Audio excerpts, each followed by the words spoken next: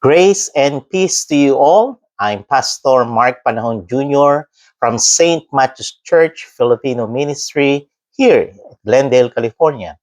We thank God for the opportunity together once again for our Bible study. And I'm so glad that you are here with us as we take time to grow in God's Word together. And wherever you're watching from, may this moment bring you peace, understanding, and encouragement. And before we begin, if this channel has been a blessing to you, please don't forget to like the video and subscribe. You can also share it with someone who might need a word of encouragement today. Now, let us open our hearts and our minds as we begin to study in today's Bible study. Now, we're going to learn from the Word of God the wisdom from God. In James chapter 1 and in verse 5, James chapter 1, verse 5, it says, "If any of you lack wisdom, let him ask of God that giveth to all men liberally and upbraideth not, and it shall be given him." And in chapter 3, verse 13 to 18, James chapter 3, "Who is wise man and endued with knowledge among you? Let him shew out of a good conversation his works with meekness of wisdom." Verse 14, "But if you have bitter envying and strife in your hearts, glory not and lie not against the truth. This wisdom descended not from above, but is earthly, sensual, devilish. For where envying and strife is, there is confusion and every evil work. But the wisdom that is from above is first pure, then peaceable, gentle, and easy to be entreated, full of mercy and good fruits, without partiality and without hypocrisy."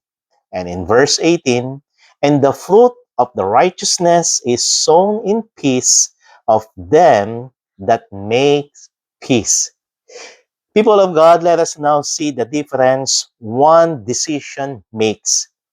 As you know, in 1912, the great ships that called RMS, the Titanic, it was called the unsinkable ship, built with the best engineering of its time. It carried some of the wealthiest and the most influential people in the whole world. Yet, when the iceberg warning came, they were underestimated. My friend, confidence overruled caution. Human wisdom failed and tragedy followed. Yes, we live in a world overflowing with so much information, but starving for wisdom. Yes, my friend, we know more than any generation before us, yet we struggle to know what truly pleases God. The scripture, it speaks clearly in James chapter 1 and in verse 5, "If any of you lacks wisdom, let him ask of God." Today, we will explore the wisdom from God, what it is, how it differs from the world, and how we receive and live it. First, let us see the invitation to ask. If any of you, the Bible says, lacks wisdom, did you notice the assumption? We lack wisdom. We lack of it, not intelligence, not education, but wisdom from God. So what is the biblical wisdom? Biblical wisdom is not merely knowing the facts. It is God-given ability to see life from God's perspective and to respond to it accordingly. Now, wisdom answer what is right, what honors God and what leads to peace and righteousness. Remember, when Solomon became king, God offered him anything he wanted. In 1 Kings chapter 3, Solomon could have asked for wealth, power, and long life. Instead, he asked for wisdom. Wisdom to lead God's people. And God was pleased. Not only did he give Solomon wisdom, but also the blessings he didn't ask for. People of God, the lesson: when we value wisdom above everything else, God delights to provide it. Some of us ask God for relief. Some of us ask for success. And probably some of us, we ask for an open doors. But how often do we ask, Lord, give me wisdom? The promise is clear. God gives generously and without reproach. Yes, the two kinds of wisdom. James draw a contrast between the two kinds of wisdom. First, the earthly wisdom. James calls it earthly, and spiritual and demonic. That is strong language, my friend. Because the earthly wisdom says, promote yourself, protect your image, win at all costs, and follow your feelings. It produces jealousy, self-ambition, and always disorder. As an illustration, do you remember the Tower of Babel in Genesis chapter 11? Here, humanity gathered to build a tower to reach the heavens. It was a masterpiece of engineering, but its motivation was pride. They said, let us make a name for ourselves. It looked wise, it was organized, it was unified, but it was rooted in self exaltation. God scattered it. Because earthly wisdom, my friend, builds impressive towers, while heavenly wisdom, it builds faithful lives.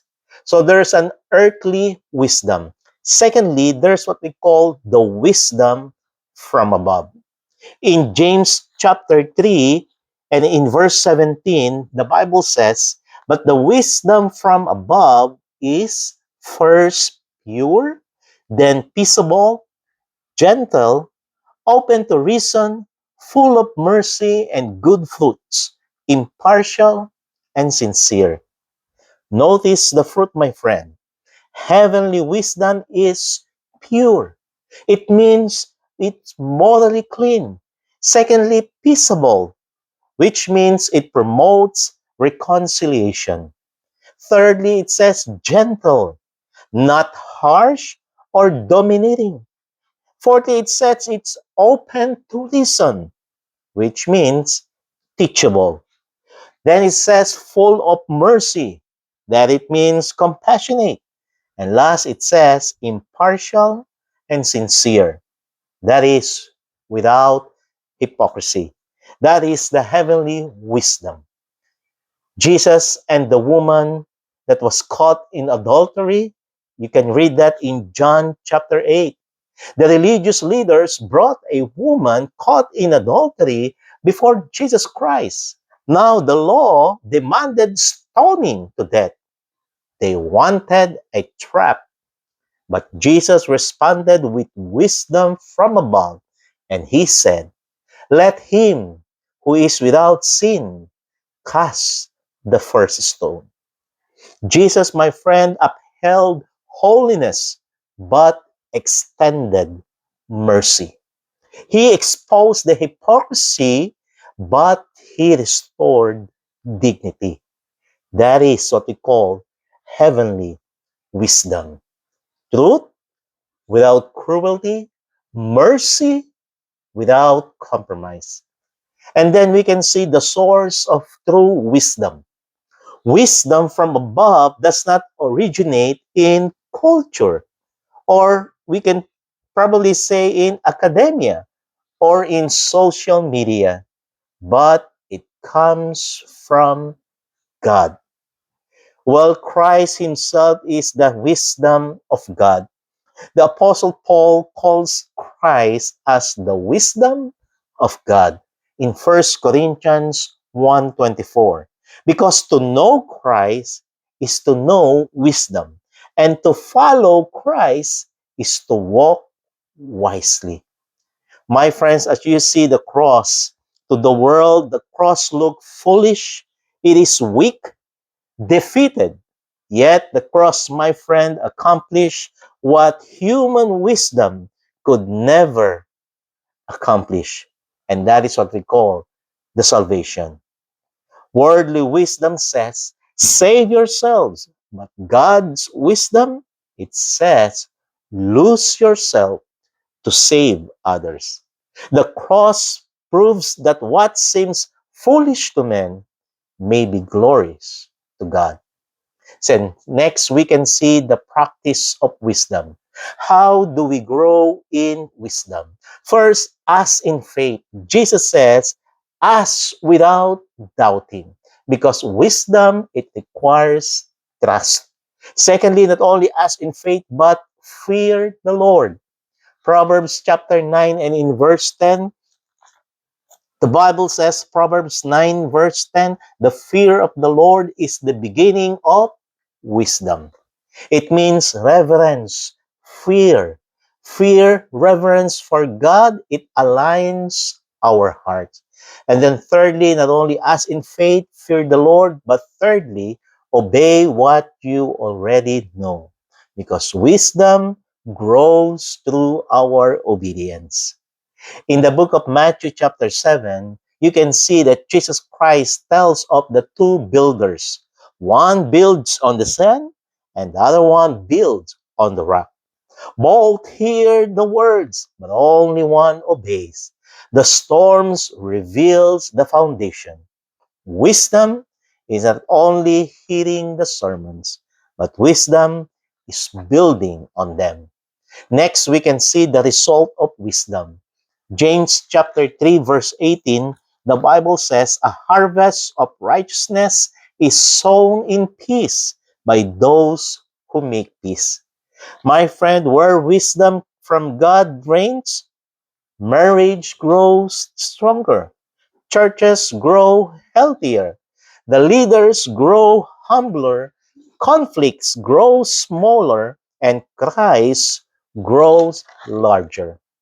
For our conclusion, people of God, my friend, what will guide you? Every day, you and I make decisions, and it will be guided by probably pride or purity, ambition or mercy, reaction or revelation. The world celebrates brilliance, but heaven celebrates wisdom. Let us not be merely informed people, but let us be wise people. Let us ask, let us trust, let us obey, and let us follow Jesus Christ, the wisdom of God.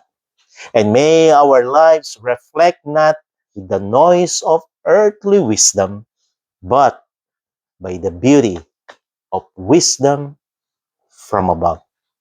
Let us pray. Our Heavenly Father, we come before you acknowledging that we need your wisdom.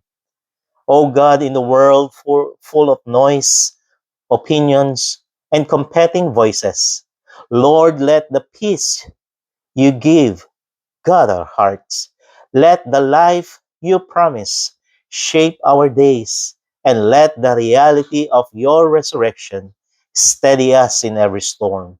Lord, when we feel uncertain, remind us that you are near. When we are tempted to rely on our own understanding, draw us back to your thoughts and truth. Fill our mind with clarity and our hearts with peace. Teach us to listen more, to speak with grace, and to act with discernment. Oh God, we pray that when we live as people who knows that the tomb is empty, that the death is defeated, and that you are alive forevermore. And this we pray in the mighty name of Jesus Christ, our Lord. Amen. And may God bless you all. Once again, Jesus loves you. Amen.